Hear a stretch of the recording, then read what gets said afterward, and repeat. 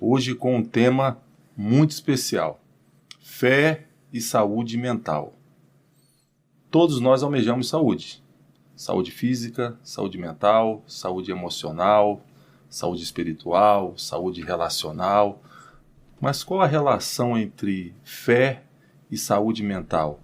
E digo mais, partindo do pressuposto de fé, da fé, como lidar com certas situações, com certas circunstâncias que abalam ou afetam a nossa saúde mental? O que é saúde mental? O que pode nos proporcionar a ter saúde mental e o que pode ser tóxico a ponto de abalar nossa saúde mental? E diante dessas situações, como lidar com elas? É sobre isso que vamos conversar hoje. E o convidado para nos ajudar a refletir sobre esse assunto é alguém não menos especial. Ele é pastor, é psicanalista, possui o doutorado em ministério, autor de diversos livros, dentre eles O Guia da Vida Simples, Aprenda a Lidar com a Ansiedade, Fé para Transformar a Vida, Sabedoria para Viver e Ser Feliz, dentre outros. Foram 15 livros já escritos. Estou falando do pastor Marcelo Gomes, uma potência potencializada. Seja muito bem-vindo, pastor, ao programa De Cristão para Cristão. Obrigado, pastor Dantas. Cumprimento todos os nossos ouvintes, telespectadores, o pessoal aí que acompanha nas redes sociais. Na paz de Jesus, uma honra estar aqui. Muito obrigado pelo convite. A honra é toda nossa, pastor. Eu estou aqui com um exemplar de um dos livros do pastor, O Guia da Vida Simples. Foram 15 que o senhor escreveu? Isso, 15 títulos publicados até agora. 15 títulos publicados, e temos uma tradição aqui no programa que o entrevistado que já escreveu livros, ele presenteia o entrevistador com um exemplar de cada livro. Olha só, tradição interessante. Mas, pastor, eu lendo o livro do senhor aqui, eu separei só para dar o gostinho, né? Para dar o gostinho para aqueles que estão nos assistindo, e vou tirar uma expressão. O ser humano é o único ser vivo que pressupõe e almeja o eterno. Cães não sabem nada sobre o além. Macacos não elaboram teorias sobre a morte e o porvir. Golfinhos não temem o efêmero. Somos nós, os seres humanos, que nos perguntamos sobre o depois. Nós ansiamos por uma vida que nos eleve a categorias que estão ausentes nesta vida que temos à nossa disposição.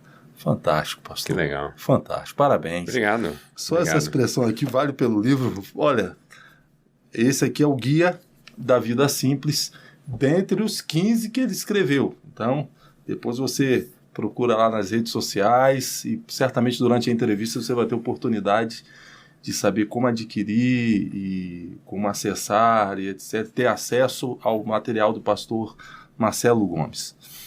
Pastor Marcelo Gomes, o que é saúde mental e qual a sua importância? Bom, você fez uma divisão interessante na apresentação sobre saúde física, saúde mental, saúde espiritual. São certas departamentalizações que a gente faz para entender algumas dinâmicas. A dinâmica da mente é muito rica e muito complexa. Não é apenas biológica, não se trata apenas das questões cerebrais. Tem a ver com o próprio funcionamento da mente, o pensamento, as emoções, os sentimentos, a volição.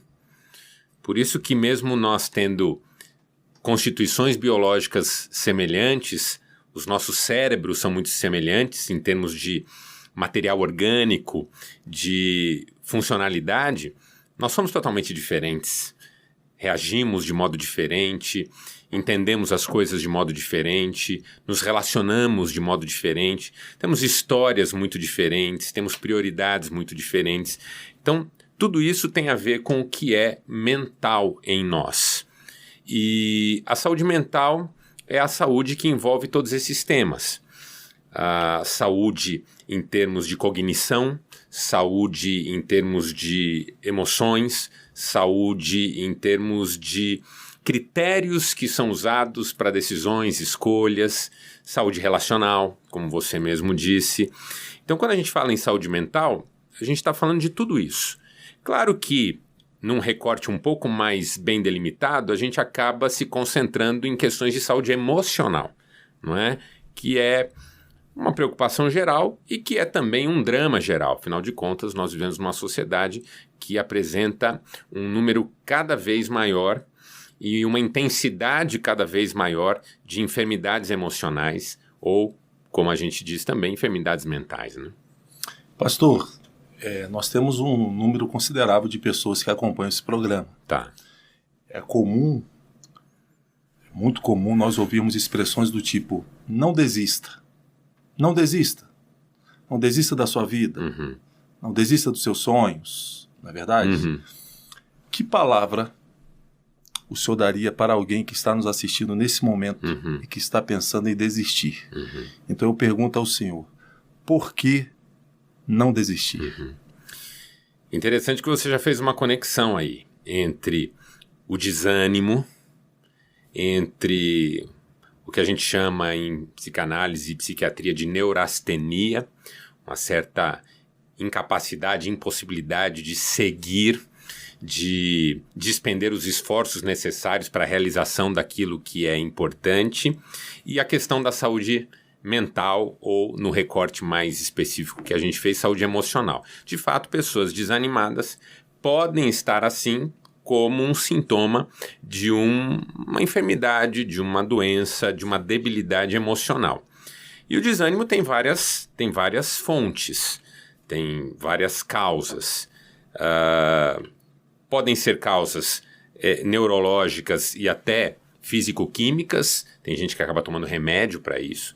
Podem ser causas históricas, traumáticas, por exemplo. Podem ser causas mais atuais, como, por exemplo, uma frustração, uma decepção, um desgosto, não é? E aí o que é desistir? Desistir é abandonar as motivações originais, é abandonar o comportamento assumido, abandonar o caminho que vinha sendo traçado pela percepção de que ele não vale mais a pena. Percebe? Não vale mais a pena. Então, eu desisto porque o esforço que eu tenho que fazer para continuar no processo é maior do que o resultado que agora, por causa de uma outra circunstância, eu imagino que vou colher, que vou alcançar. Então, assim, pessoas desistem de projetos, desistem de sonhos, desistem de relacionamentos, não é? Do que não desistir, que é a sua pergunta, e por que não, né? Você não pode desistir daquilo que é fundamental. Por exemplo, a frase nunca desista dos seus sonhos, eu acho que ela é complicada. Por quê? Porque às vezes de um sonho ou outro é importante desistir. Sobretudo se o sonho não está sintonizado com o que a gente pode chamar de sonhos de Deus. O meu sonho é morar na Itália. Bom, mas o sonho de Deus pode ser levar você a ser missionário numa outra localidade. O meu sonho é comprar uma casa de frente para o mar. Mas pode ser que o sonho de Deus seja outro. Então, quando alguém diz nunca desista dos seus sonhos, eu digo, pera lá, calma aí. É preciso verificar os sonhos, é preciso, vamos dizer assim, provar os sonhos e reconhecer às vezes, ocasionalmente, que um sonho ou outro não é o melhor, tem que se abrir mão. Quem tem filho sabe do que eu estou falando, que às vezes o sonho da filha é namorar o fulaninho. E o pai e a mãe sabem que o fulaninho é perda de tempo, é fria, então a melhor coisa é se a filha desistir desse sonho. Contudo, a frase que eu costumo dizer é, nunca desista de sonhar. Percebe? Sim. É diferente. Pode ser que de um sonho ou outro eu tenha que abrir mão, mas de sonhar no sentido de inspirar-me, motivar-me para mais e para o melhor, de almejar aquilo que eu creio que Deus pode realizar na minha vida, essa fé no Deus que faz infinitamente mais do que tudo que pedimos ou pensamos, isso me parece que é fundamental. Então, no frigir dos ovos, um dos desafios é discernir o que é fundamental e o que é circunstancial. De algo circunstancial posso desistir. preciso entender as motivações, preciso entender o poder de certas frustrações. Aí é uma conversa um pouco mais complexa. Mas daquilo que é fundamental eu não posso desistir, não devo desistir, porque desistir disso é desistir de mim mesmo. É desistir da sequência da minha própria jornada, é desistir das minhas aspirações mais íntimas, é desistir de crer, inclusive. E quando a gente desiste de crer, a gente desiste de tudo, né? Porque a fé é o segredo, né? E o bom disso é que mesmo que você esteja numa fase em que já desistiu de muita coisa e talvez até de si mesmo, Deus não desiste, né? E aí, essa é a questão, porque como Deus não se vincula ao que não é fundamental, né? O que é importante para Deus é prioritário em essência, Deus não pode desistir. O que é importante para Deus é prioritário em essência. Isso aí é uma frase para postar no Instagram. Olha aí, ó. Manda bala.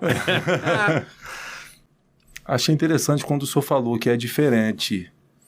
Há uma diferença entre desistir de um sonho específico e desistir de sonhar. Uau, legal. Mas eu vou mudar agora um pouco a pergunta. Do que devemos desistir? Eu faço uma reflexão às vezes, eu já fiz ela em algum livro, mas agora eu não vou lembrar qual de cabeça. A diferença entre perseverança e teimosia. Como saber que uma pessoa é perseverante? Como saber que uma pessoa é teimosa? Porque as duas têm a mesma ideia, a mesma conduta, o mesmo comportamento. Insistir naquilo que estão fazendo, ainda que muitas vezes não esteja dando certo. Uma pessoa perseverante vai continuar em frente, mesmo que muita coisa sugira que ela pare. Mas uma pessoa teimosa também, não é? Teimosos são difíceis de abrir mão daquilo que já estabeleceram como essencial. Eu estou explicando essa diferença porque ela ajuda a responder a sua pergunta. Qual que é a diferença entre o teimoso e o perseverante? O perseverante é aquele que, tendo dado passos e não tendo colhido o resultado almejado, desejado, ele reconhece no processo e no caminho um determinado avanço, uma determinada confirmação de que aquilo é realmente o que ele deve perseguir. Então, quando Paulo perseverava, quando José perseverava, quando Daniel perseverava, ainda que as circunstâncias eram as mais adversas, eles conseguiam enxergar sinais da bênção de Deus, do cuidado de Deus, do avanço do evangelho, ou da mensagem, ou da profecia e assim por diante. O teimoso é aquele que, quando tudo começa a dar errado, ele continua pela simples dificuldade de dar o braço a torcer. Ele não reconhece avanços, ele não reconhece sinais da bênção de Deus. Pessoas que o amam e que são sensíveis ao que ele está passando, falam com ele sobre a necessidade dele rever, mas ele não ouve ninguém, porque ele está comprometido não com o processo e com o resultado, mas com o provar a si mesmo. Essa é uma coisa que eu digo muito para a gente desistir de uma vez por todas, de uma certa necessidade de provarmos a nós mesmos. De uma certa necessidade de concorrermos em favor de uma autoestima que esteja construída sobre a base da superioridade em relação ao outro ou do reconhecimento do outro em relação ao nosso valor. Quando uma pessoa está comprometida com esse tipo de coisa, dificilmente ela vai chegar num bom lugar, porque ela vai sempre se sabotar, sempre se boicotar. Então, se eu puder dizer para os nossos irmãos e irmãs que estão nos acompanhando algo do que desistir, é da necessidade de provarem a si mesmos. Excelente. Excelente, pastor. Como gerenciar emoções tóxicas, pastor? Estamos falando sobre saúde mental, fé e saúde mental. Pode ser que alguém que esteja nos assistindo agora esteja com algum sentimento que já... tóxico. Como gerenciar emoções tóxicas? Eu entendi o que você está perguntando e a pergunta é ótima. Mas acho que de um ponto de vista didático vale a pena distinguir entre emoções dolorosas e acessos ou intervenções tóxicas. Porque a emoção faz parte da vida. Mesmo as emoções difíceis, como a tristeza, como a angústia, o medo, Deus nos criou com a possibilidade de vivermos tantas emoções como cantaria o cantor, né? São tantas emoções. Só que algumas experiências na vida acabam favorecendo não só a experiência dessas emoções, mas a manutenção de um estado de refém em relação a elas. Por exemplo, relacionamentos podem ser tóxicos. Entendeu? Sim. Certos ambientes podem ser tóxicos. E aí, por serem tóxicos, não só produzem emoções ruins, mas nos confinam em meio a essas emoções ruins. Então, um relacionamento tóxico, o que ele faz? Ele nos diminui como pessoas, ele nos gera medo, porque a pessoa tóxica, ela sempre sustenta a sua relação com o outro sobre a base de medo, de pressão, de chantagem emocional e assim por diante. Um relacionamento tóxico é agressivo, um relacionamento tóxico é moralmente inadequado, não é? E aí o que é moralmente inadequado acaba gerando para o outro culpa. Então, os sentimentos que são dolorosos e difíceis de sustentar, por si só não são tóxicos, mas eles são fruto, muitas vezes, não sempre, às vezes são fruto de situações da vida normais. Mas quando eles se perpetuam, se mantêm, fruto de situações tóxicas. Podem ser relacionamentos tóxicos, podem ser ambientes tóxicos. Talvez por isso o Salmo 1 diz assim: bem-aventurado o homem que não anda segundo o conselho dos ímpios, não se detém no caminho dos pecadores e nem se assenta na roda dos escarnecedores. Isso tudo é tóxico, não é? Feliz é o que tem o seu prazer na lei do Senhor, na sua lei medita de dia e de noite, ele será como árvore plantada junto a ribeiros de águas. Há um ambiente de saúde aqui, não é? Então há uma toxicidade nas relações perversas, permissivas, no sentido de uma liberalidade pecaminosa, agressivas, agressoras, cobradoras. E há uma saúde nas relações de leveza, de amor, de entrega, de liberdade espiritual, de fé, de dependência de Deus. Pastor, existem crises circunstanciais que elas são potencialmente capazes de nos devastar emocionalmente. De que maneira a fé pode me ajudar a recomeçar após uma tragédia que tenha me arrasado emocionalmente? Pode ser que alguém que esteja nos assistindo agora esteja arrasado emocionalmente por alguma coisa que aconteceu. De que maneira a fé nos ajuda a recomeçar? Me parece que a primeira grande questão é sobre Deus mesmo. Do que trata a nossa fé, Dantas? Trata do conhecimento de Deus e do quanto Deus participa da vida comum. Por exemplo, o autor de Hebreus mata a questão quando ele fala assim: fé é a certeza das coisas que se esperam, a firme convicção dos fatos que se não veem. E no versículo 6 do capítulo 11, sem fé é impossível agradar a Deus, visto que é necessário que aqueles que se aproximam de Deus primeiro creiam que Ele existe e segundo que se torna galardoador daqueles que o buscam. Ou seja, a fé, em última instância, é sobre isso, se Deus existe e se Ele tem alguma coisa a ver com isso aqui. Entendeu? Não estou nem entrando na fé cristã, com os seus pilares. Estou falando fé no sentido mais amplo, mais extremo. Deus existe. Eu falo para você, Dantas, que muito crente ainda não decidiu se Deus existe. Entendeu? Sim. O C.S. Lewis diz assim: tem muito religioso que brinca de religião como crianças que brincam de polícia e ladrão dentro de casa.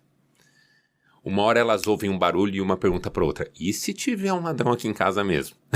Entendeu? É assim, o cara tá brincando de religião. Vem num culto, canta, lê a Bíblia, mas ele nunca parou para pensar se Deus existe mesmo, está presente, enxerga tudo o que ele faz. entendeu? Conhece o coração dele. E o quanto Deus participa da vida. Quanto Deus se importa, o quanto Deus... E aí, a fé cristã nesse aspecto é extraordinária, e por isso que eu sou cristão, porque ela diz Deus existe, ela diz Deus se importa, e ela diz a prova de que Deus se importa é que ele enviou seu filho. Então o apóstolo Paulo diz assim, Romanos 5,8, Deus prova o seu amor para conosco, pelo fato de ter Cristo morrido por nós, sendo nós ainda pecadores. Então, a questão da fé é, nesse caminho, uma questão sobre se eu creio que Deus me ama. Essa é a base para começar qualquer construção de uma cura emocional. Porque a destruição emocional de uma pessoa, de certo modo, está relacionada à ideia de que ninguém a ama, de que ela não tem importância, de que ela não vai conseguir nada, de que a vida dela não serve para nada. Quando a pessoa consegue enxergar que ela é amada, acima de qualquer coisa que seja importante nessa vida, ela é amada. Deus a ama, a ponto de ter mandado o seu filho para morrer por ela. Isso inspira qualquer um a qualquer coisa. Aí depois o resto é tudo que a Bíblia fala. A busca da espiritualidade saudável, a busca de irmãos e irmãs que sejam abençoadores, conselheiros e... Pastor Marcelo, como lidar com o fracasso? Você sabe que eu fiz uma palestra uma vez, numa empresa inclusive, sobre os 3 Fs trágicos, horríveis, tenebrosos, pavorosos da vida. Feridas, frustrações e fracassos. São os 3 Fs tensos. A ferida porque se trata de uma dor, de um machucado, de uma agressão feita por alguém, basicamente alguém que a gente ama.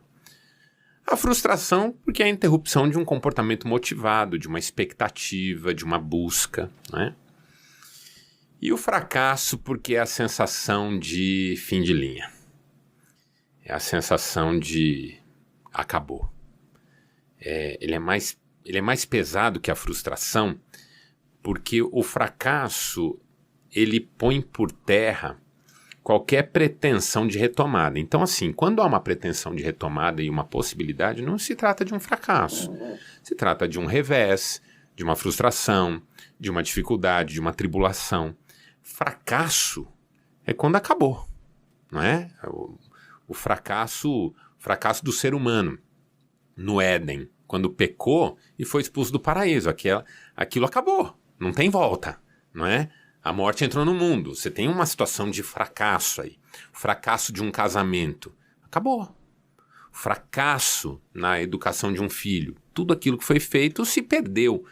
E não tem mais o que se faça que resolva.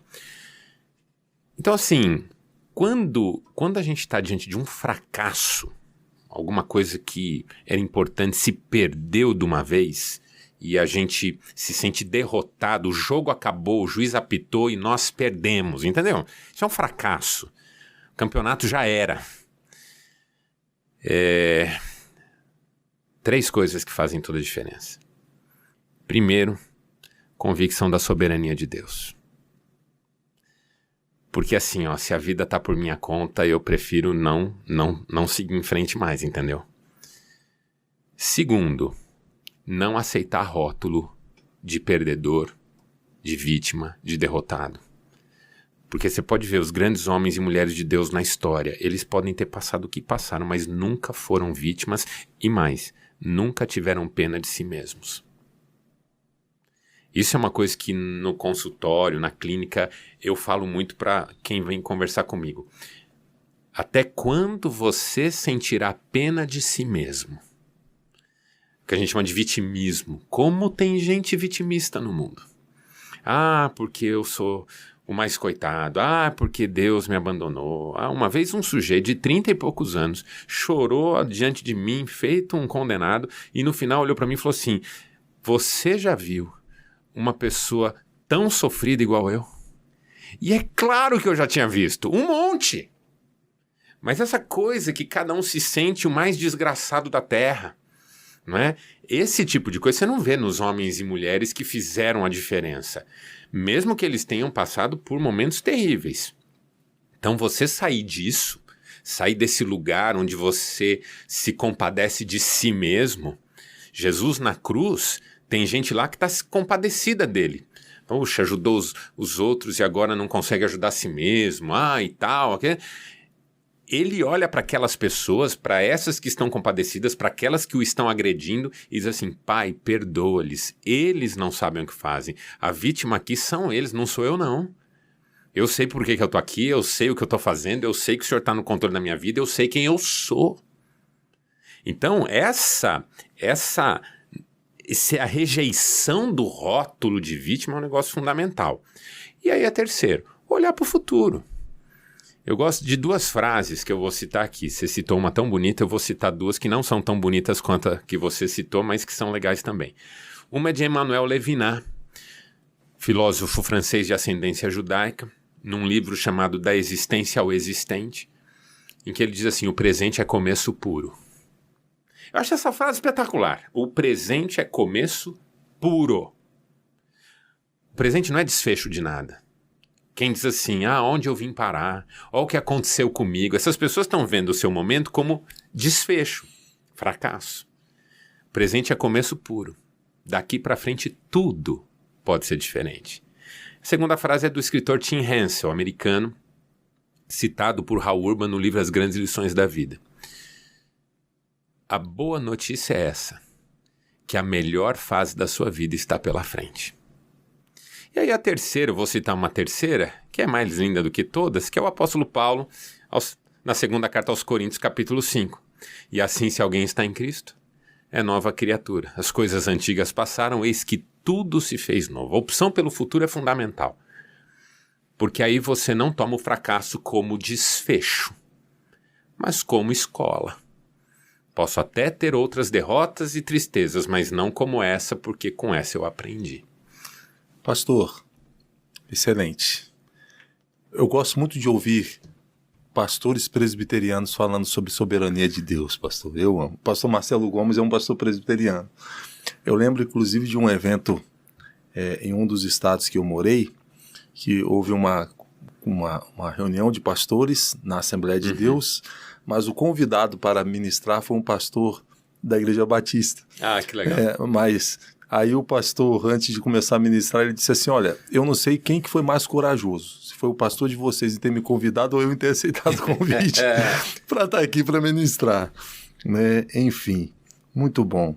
Mas que palavra o senhor diria para quem está nos assistindo agora, que tenha, pelo menos sob o ponto de vista de quem está nos assistindo, ele tem a percepção de que fracassou tantas vezes, sucessivas vezes, houveram tantos fracassos em sua vida, que a ponto dele dizer, eu estou cansado, eu estou cansado. Que palavra o senhor daria para essa pessoa? Primeiro, é justo que você esteja cansado. Afinal de contas, não é fácil. E se alguém disser que é fácil, está mentindo, não entendeu nada sobre a vida. Eu tenho conversado com muita gente cansada e algumas pessoas estão cansadas porque apanharam muito.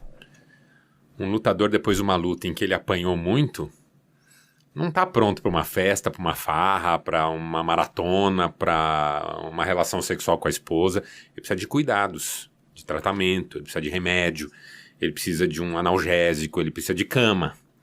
Então, gente que passou por uma fase muito difícil, inclusive porque a gente precisa entender, Dantas, que é depois da luta que a gente sente a luta.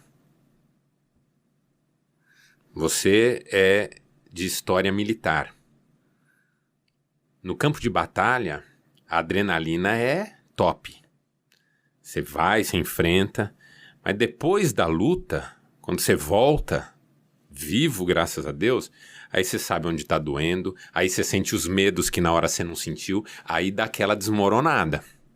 Então, é importante entender que depois de um processo traumático, depois de uma perda irreversível, depois de uma tragédia, toda pessoa tem direito a sofrer.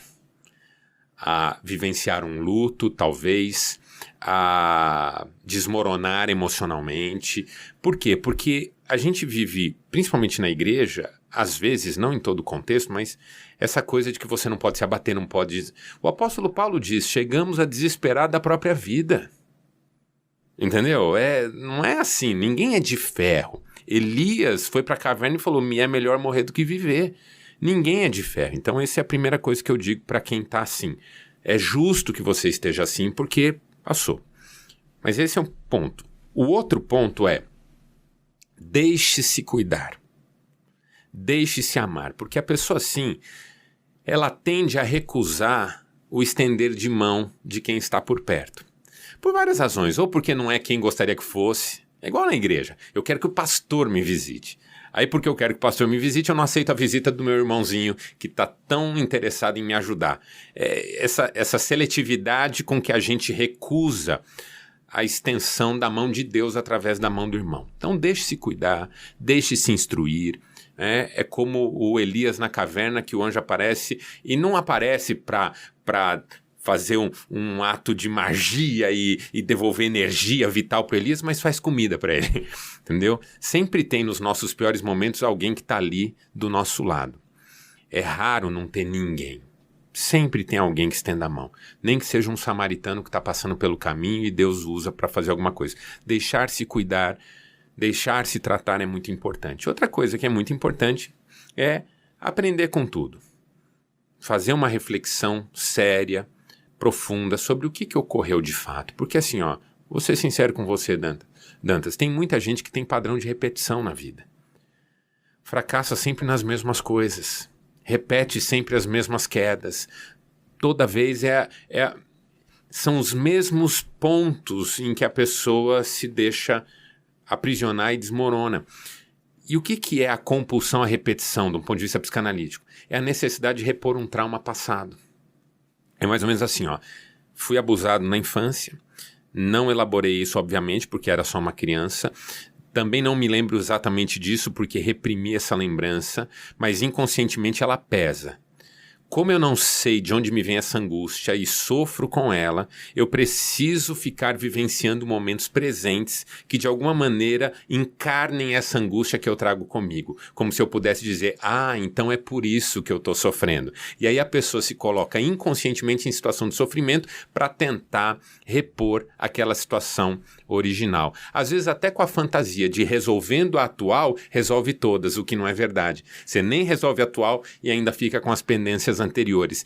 Então, entender o que aconteceu, ressignificar o que aconteceu, rever a própria história, resolver pendências, isso é fundamental para quem não quer ficar prostrado diante de uma derrota, de uma tristeza, né?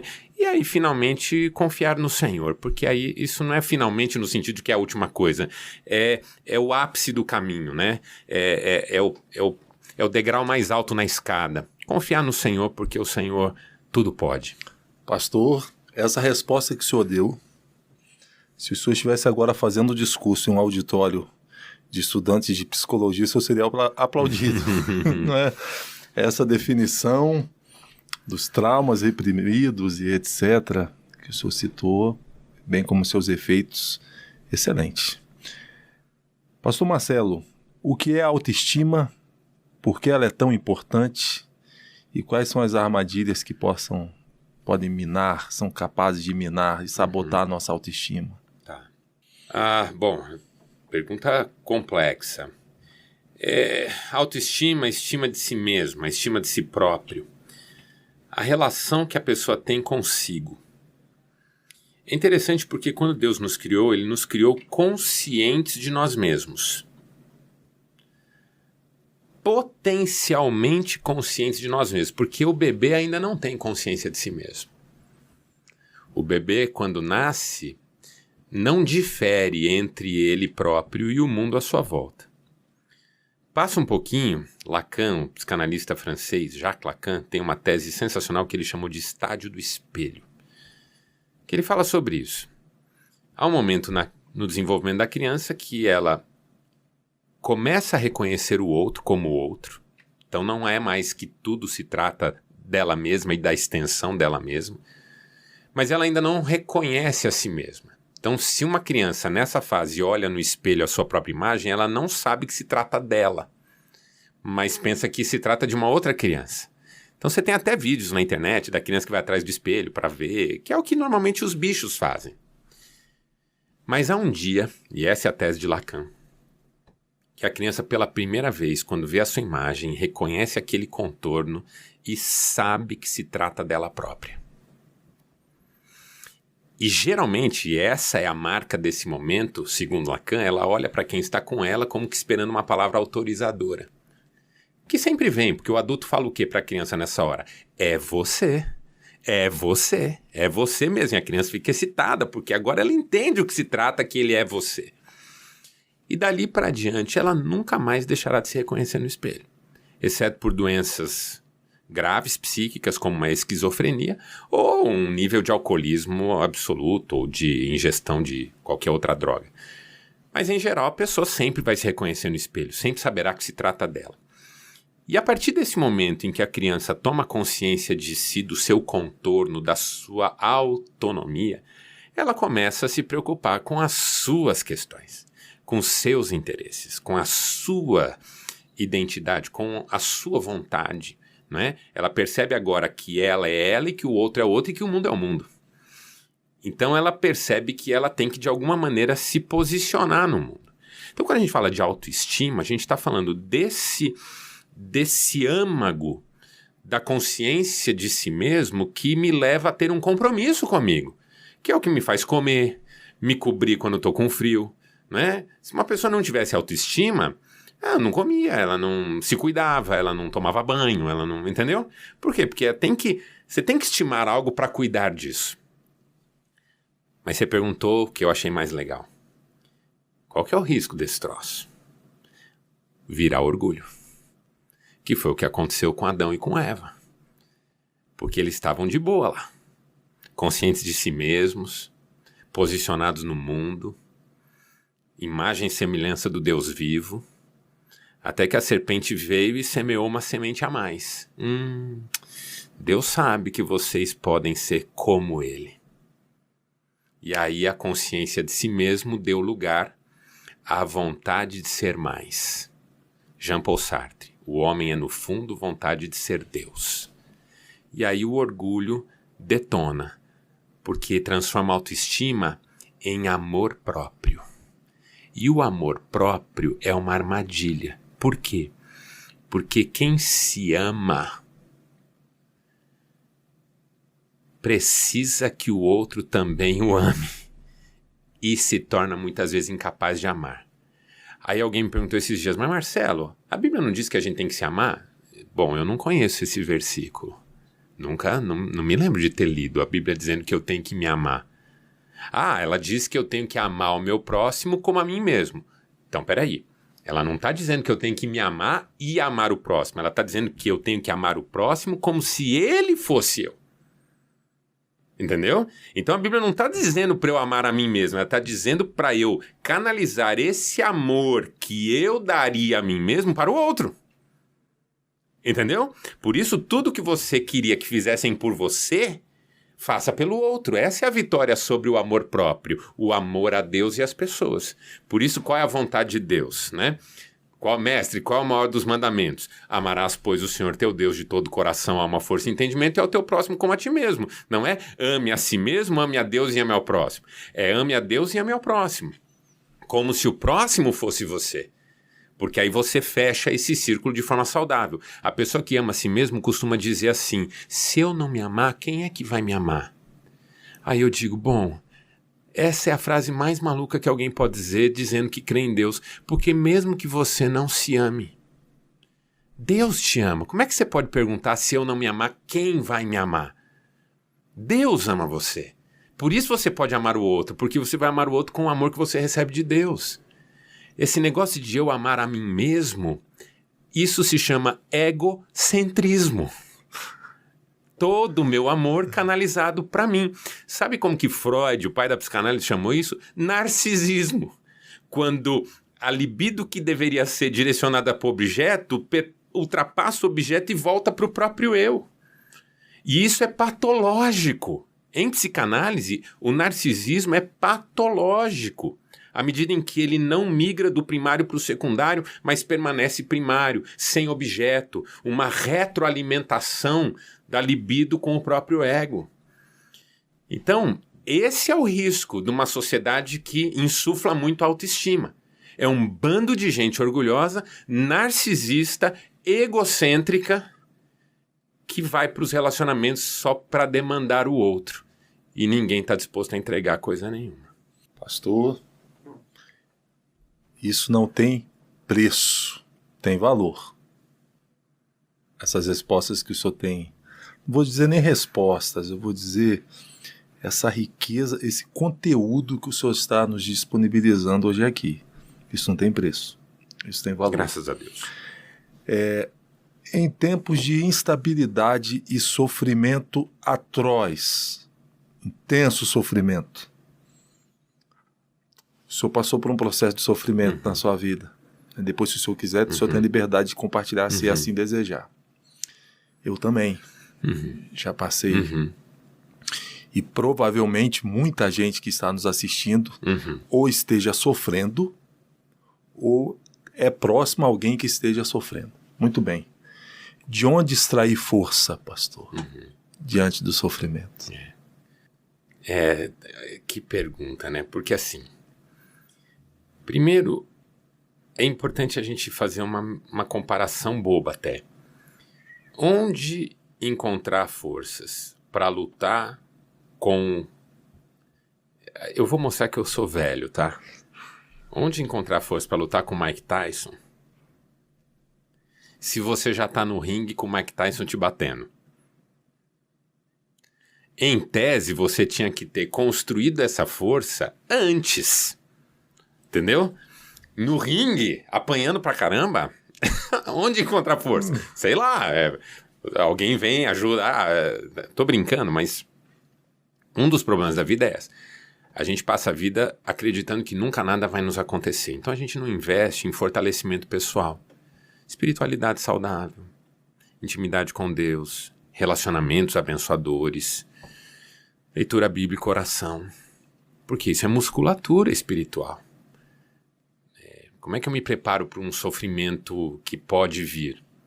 Do jeito que a Bíblia diz, não é? Virão dias, mas aqueles que perseverarem, então, tudo isso prepare-se antes. Será como o ladrão na noite, prepare-se antes, né? Você imaginar que vai estar preparado para o sofrimento quando o sofrimento chegar e não antes dele chegar, é um pouco fantasioso. Então esse é um ponto.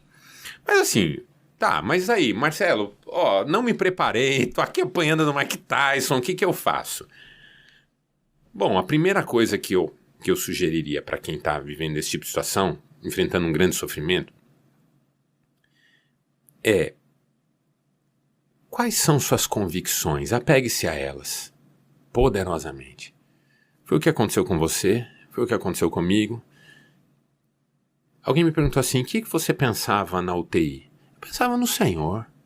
E não pensava assim, por que Deus está me fazendo passar por isso? Esse tipo de pergunta não serve para nada. Eu não ficava me perguntando assim, por que Deus permitiu? O que eu estou fazendo aqui? Será que Deus não me ama? Não. A única coisa que me ocorria é Deus está comigo. Deus ocorre. Entendeu? Deus está comigo. Então, eu fui para UTI sem nada, que aquele pijaminha de UTI que só cobre a frente. Até minha aliança foi tirada, posta num potinho para entregar para minha esposa. Um médico entrou na UTI para me ver e falou assim, você está precisando de alguma coisa? Eu falei, eu estou precisando de uma Bíblia. Ele fez uma cara assim de surpresa. Uma Bíblia? Eu falei, uma Bíblia. Porque eu não tinha um celular, eu não tinha nada. O que eu queria? Uma Bíblia. Por quê? Porque eu sabia que o único jeito de eu passar por aquilo era apegado em Deus.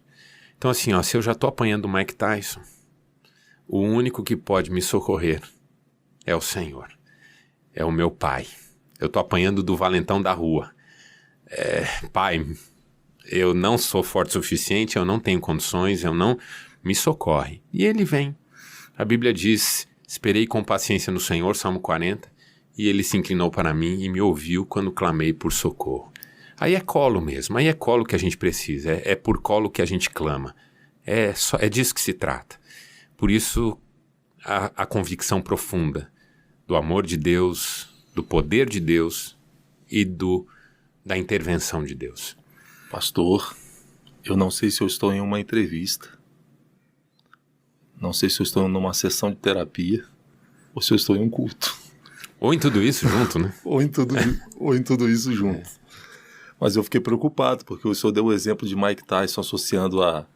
Não sei se sou velho, e deu o exemplo de Mike Tyson, porque eu lembro da luta do Mike Tyson mordendo a orelha lá do Vander Holyfield, então eu já fiquei preocupado agora. Eu não lembro agora, mas faz tempo isso aí, faz muito tempo. Irmão, a gente já tá... Não é? Tá mais perto do céu do que do Pastor, quão tóxico pode ser o ressentimento? Total. Ele é totalmente tóxico, porque é disso que ele trata, ressentimento. O sentimento que se mantém, que se repete, que insiste, mesmo que a experiência original já não esteja mais presente. O que é ressentir? Sentir de novo. Mas sentir sem passar de novo pela mesma coisa. Então eu estou ressentido com a palavra que o fulano me falou. Pô, mas ele me falou essa palavra já faz 10 anos. Essa palavra nunca mais foi repetida, mas eu continuo sentindo a mesma dor que eu senti quando ela me foi dita pela primeira vez e única vez, às vezes. Então isso é ressentir. E tem muita gente que é refém do ressentimento. Muita.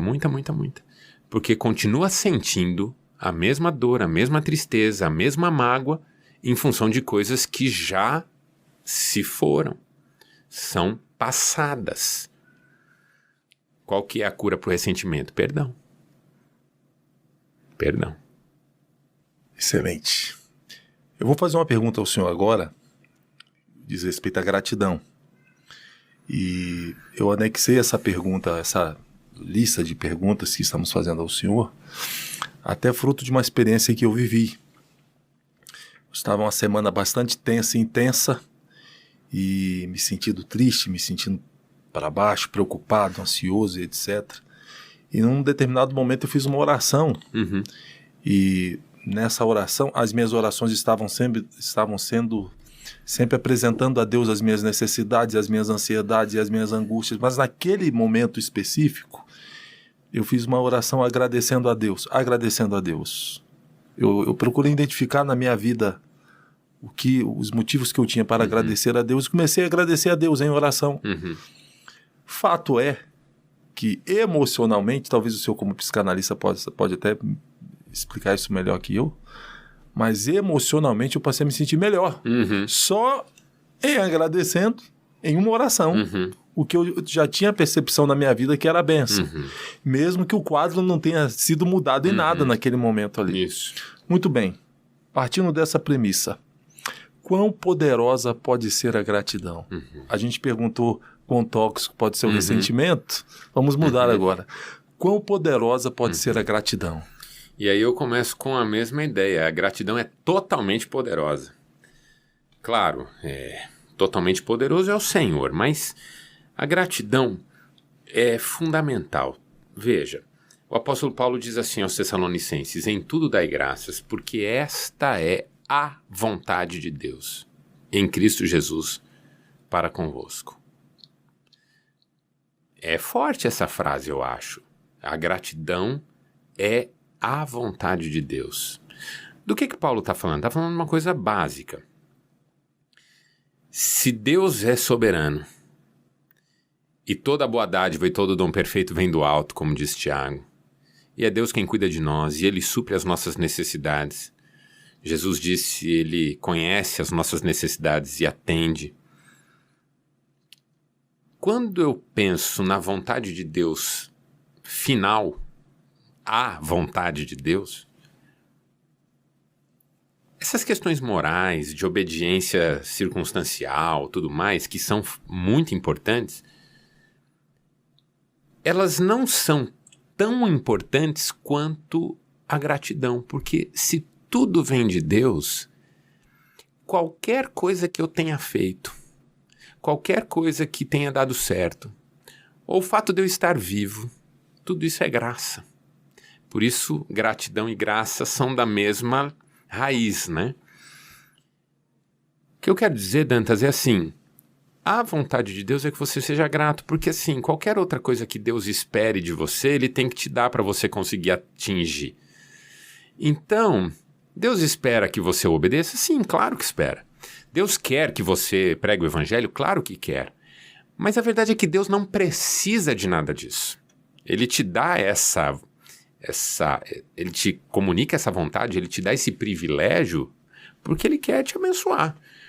Então, no final do dia, entre mortos e feridos, entre perdas e ganhos, entre tudo, no final do dia é obrigado. Esta é a vontade, obrigado. Então, assim, isso é um ponto. O outro ponto é o que você falou. A gratidão tem um peso na vida. Porque além dela ser obediência, além dela ser humildade, além dela ser fé, ela também é um olhar. Porque quem agradece, agradece por algo. E quando você diz obrigado, Senhor, até pela aprovação, você não está falando assim, obrigado, Senhor, pela aprovação, porque eu adoro aprovação. Puxa, que delícia a aprovação. Não, você não é masoquista.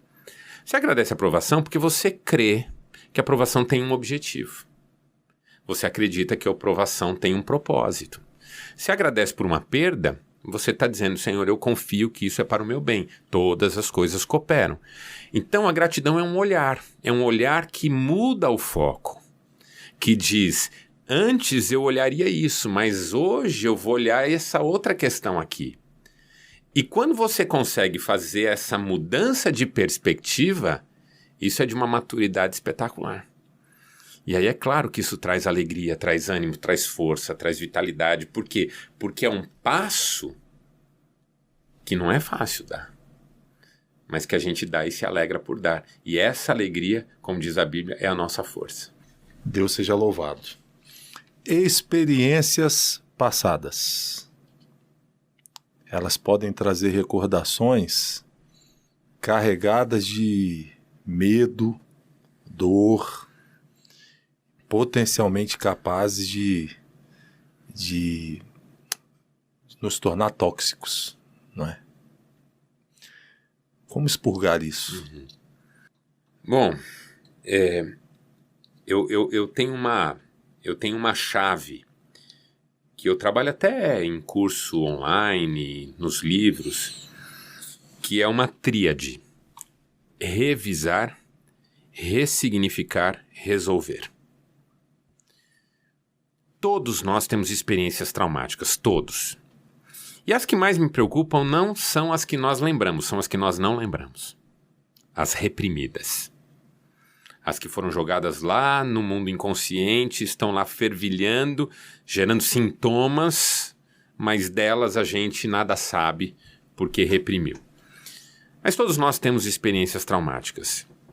Primeiro desafio é revisar, ou seja, recontar a própria história, olhar o caminho. Lembra quando Eliseu encontra um rio de águas amargas e ele pede um prato novo com sal e vai até o nascedouro daquele rio, até a nascente do rio, e lá ele joga o sal? O que ele está dizendo é o seguinte: tem dias, tem momentos, tem horas na vida em que a gente tem que encontrar a nascente de uma amargura. Entendeu? Pastor. É a nascente. Vou pregar é esse ali, sermão. pode pregar. É ali que a coisa... Entendeu? Não adianta você salgar o rio no meio do rio. Por isso que eu sou psicanalista, porque a psicanálise é a busca pelas causas dos sintomas. Porque senão você fica tratando sintoma. Entendeu? Não seja agressivo. Não fala assim. Tenta se acalmar. Por que você não vai por esse caminho? Por que você não lê um livro? Vai orar mais. Tudo bem, tudo isso é ótimo. Mas assim, por que a pessoa é agressiva? Tem uma causa. Tem uma origem. Talvez ela foi criada debaixo de um discurso agressivo. Talvez ela tenha uma memória reprimida que funciona como uma angústia que é liberada com agressividade. Se você não tirar isso, a pessoa ela vai continuar se auto-penitenciando. Eu queria. Puxa, por que eu não consigo? Eu já tentei tanto. Tem um monte de gente me ouvindo que está pensando, puxa, acontece comigo. Eu já quis mudar um comportamento, e eu não consigo. Mas por quê? Porque a causa não permite. Está lá, a água na nascente está amarga. Tem que levar o sal lá na nascente. Tem que levar o sal na nascente. Para você levar o sal na nascente, como é que você acha a nascente de um rio? margeando ele até o lugar onde ele nasce. É a vida. Como é que eu acho as causas dos meus sintomas? Revendo a minha história. Ontem, antes de ontem, quando eu tinha 30, quando eu tinha 20, quando eu tinha 10, quando eu tinha 5, e os discursos que eu ouvi em casa sobre qual foi o contexto em que eu nasci. Porque ali já tem muito discurso. Já tem muita coisa. Então, quando eu acho a nascente, eu vou lá e trato. E aí, ressignifico. Ressignificar é isso, é pegar o que gerou um tipo de resposta e perceber que ele podia ter sido respondido de outra forma. Então, eu fiquei agressivo por causa dessa palavra. Mas, poxa, meu pai falou essa palavra porque ele queria conter a minha ansiedade, a minha hiperatividade. Não é porque ele não me amava. Aí eu ressignifico aquela experiência. E quando eu ressignifico, eu resolvo.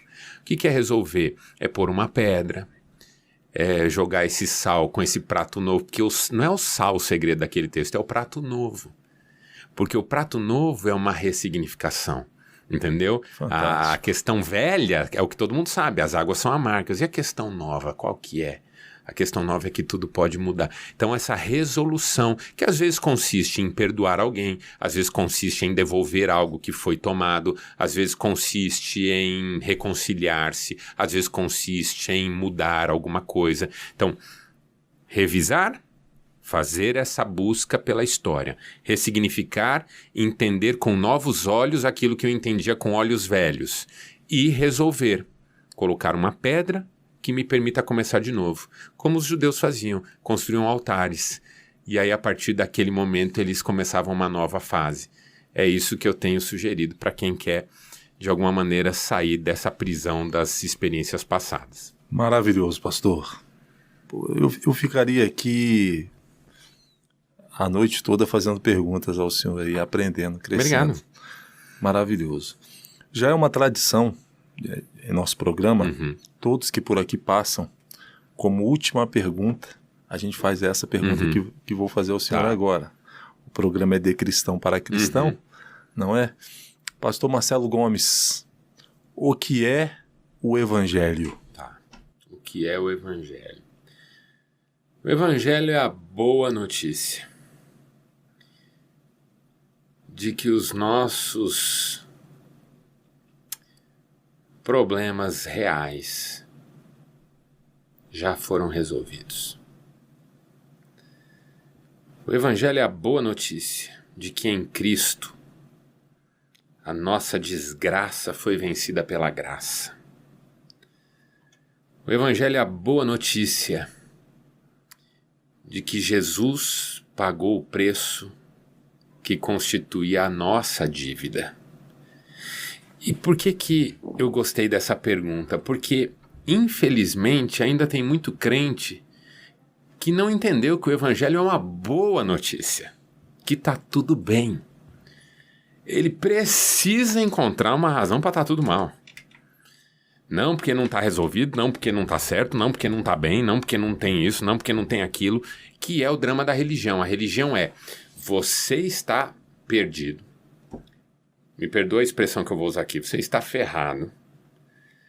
Mas se você fizer tudo direitinho, pode ser que no final dê tudo certo. Isso é religião. Evangelho é, cara, você não tinha a menor chance de resolver nada. Deus se compadeceu e por amor resolveu pagar isso tudo sozinho. De modo que pela fé, não pelas obras, não pelas realizações, não pelos feitos, pela fé, você pode ter acesso a essa bênção. Se você crê, então você se torna participante de tudo aquilo que Cristo conquistou através do seu sacrifício. Isso é Evangelho. Evangelho é não há mais condenação. Isso é Evangelho. O Evangelho é assim, ó. Lembra que você estava perdido e sem eira nem beira? Lembro? Então não está mais. Mas como assim? Cristo pagou o preço. Mas o que eu preciso fazer? Crer. Mas não preciso pagar a mão. Não. Mas não preciso fazer. Não. Mas então quer dizer que eu não vou fazer nada? Não, também não. Quer dizer que essa nova vida é uma nova vida. Ela é no Espírito, não é? Você pega Romanos. Qual que é o esquema de Romanos? Assim, só para o seu espectador aqui, o ouvinte, ele está nos ouvindo. Esquema de Romanos, capítulo 1 até o capítulo 3, começo do capítulo 3, o apóstolo Paulo fala de como a humanidade está perdida e condenada. A partir do capítulo 3 e até o capítulo 6, o apóstolo Paulo fala da justificação pela fé. O capítulo 5 é o coração. Justificados, pois, mediante a fé temos paz com Deus.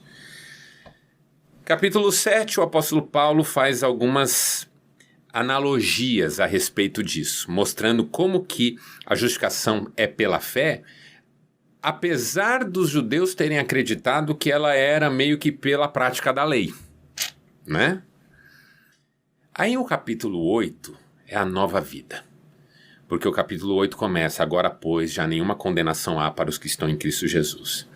Ele se estende falando dessa filiação divina, o Espírito que testifica com o nosso Espírito que somos filhos. Fala da ajuda do Espírito que nos socorre em nossas fraquezas, porque nós nem sabemos orar como convém, mas o Espírito intercede por nós. Fala que todas as coisas cooperam juntamente para o bem dos que amam a Deus. Aí depois termina naquele trecho maravilhoso que diz: quem intentará acusação contra os escolhidos de Deus? É Deus quem os justifica. Quem os condenará? Se foi Cristo quem morreu antes que ressuscitou, está à direita do Pai.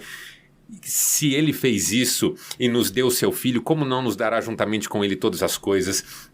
Porque eu estou bem certo de que nem morte, nem vida, nem principado, nem potestade, nem altura, nem profundidade, nem coisas do presente, nem porvir, nem qualquer outra coisa na criação poderá nos separar do amor de Deus que está em Cristo Jesus, nosso Senhor. O apóstolo Paulo vai falando sobre essa nova vida em Cristo, que é uma vida no Espírito. Aí quando chega o capítulo 9 até o 11... Só interrompendo o senhor, pastor, perdoe-me. Claro. Porque o comentário de Champlin sobre essa passagem, ele faz uma citação da seguinte forma: não existe nada em linguagem humana superior a esse trecho. Esse cântico de vitória escrito por Paulo. Não, é espetacular, é extraordinário. É um cântico de vitória. Só que no capítulo 9 ao 11, o apóstolo Paulo vai tentar responder uma pergunta que é o texto mais difícil da Bíblia. Porque esse é o mais maravilhoso, mas do 9 ao 11 é o mais difícil da Bíblia. Porque ele vai tentar dizer, então, para que serviu Israel? Entendeu? Se no final das contas era pela fé, era por graça, para que serviu Israel? E aí o apóstolo Paulo vai dizer coisas muito difíceis de entender, mas muito lindas, sobre a salvação de Israel, sobre como Israel foi escolhido por Deus para um propósito específico, vaso de honra, vaso de desonra, aquela questão toda. Para no final, versos 33 a 36, ele dizer assim: ó profundidade da riqueza e da sabedoria. Quem conheceu a mente do Senhor? Quem foi seu conselheiro? Quem lhe deu para que tomasse de volta? Porque dele, para ele, por meio dele são todas as... Ou seja, é como se Paulo estivesse dizendo, nem eu entendi o que eu escrevi, mas está lindo. Estou brincando? Porque o capítulo 12 até o 16, Paulo vai dizer o seguinte: como é que a gente vive agora? Rogo-vos, pois, irmãos, pelas misericórdias de Deus. Que misericórdias? A misericórdia, um mundo caído que não foi punido como deveria, a misericórdia manifesta na justificação pela fé para a igreja e a misericórdia que paira sobre Israel. São 3 misericórdias. Rogo-vos, pois, irmãos, pelas misericórdias de Deus, que apresenteis os vossos corpos como sacrifício vivo, santo, agradável a Deus, que é o vosso culto racional. Aí vem amor, dons espirituais, perdão e tudo que você vê o apóstolo Paulo falando. Romanos é o resumo do Evangelho. Entendeu? É Evangelho puro. Que Evangelho é esse? A boa notícia de que aquilo que estava totalmente perdido e desgraçado em Cristo está resolvido, solucionado para sempre. Basta crer.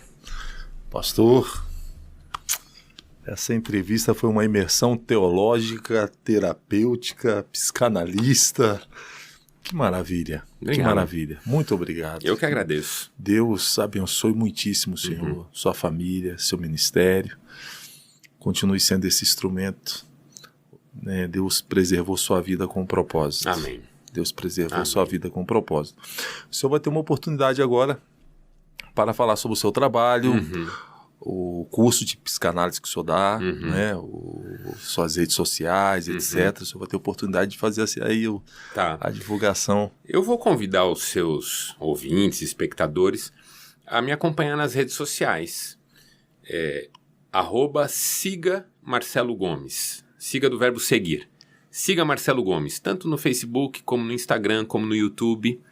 Não é? Então lá eu ponho material, reflexões, vídeos, insights, ideias, mensagens, tem bastante coisa lá.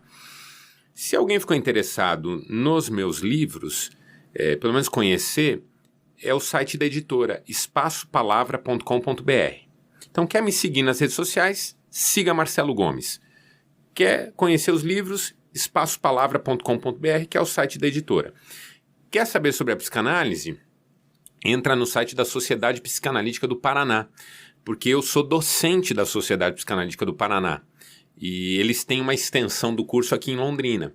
A minha mulher é coordenadora desse polo aqui de Londrina, que ela também é psicanalista, e eu dou aulas então em algumas matérias. E aí, se alguém tiver interesse, entra no site. Nas minhas redes sociais pode me chamar inbox, eu passo o telefone da secretaria do Polo de Londrina da SPP e aí a pessoa vai receber as informações sobre o curso. Que bom. Pastor, em nome da nossa igreja, em nome de tanta gente que está nos assistindo, só Deus sabe o alcance, não é verdade? Só Deus sabe até onde vai a mensagem que foi ministrada hoje aqui. Então, em nome de todas essas pessoas, quero agradecer mais uma vez ao Senhor. Muito obrigado. Obrigado. Que o amor de Deus, a graça de nosso Senhor e Salvador Jesus Cristo, a comunhão e as consolações do Espírito Santo seja com você, com sua família,